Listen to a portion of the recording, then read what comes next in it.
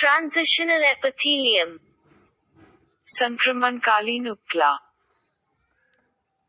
परिवर्ती उपकला. It is a form of stratified epithelium found in the uterus and urinary bladder. It consists of 4 to 6 layers of cells arranged as follows.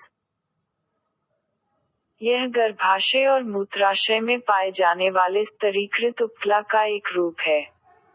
इसमें निम्न प्रकार से व्यवस्थित कोशिकाओं की 4 से 6 परतें होती हैं.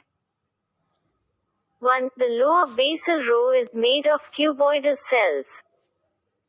एक निचली बेसल पंक्ति क्यूबाइडल कोशिकाओं से बनी होती है. 2. Intermediate layer is made of longer and polyhedral cells.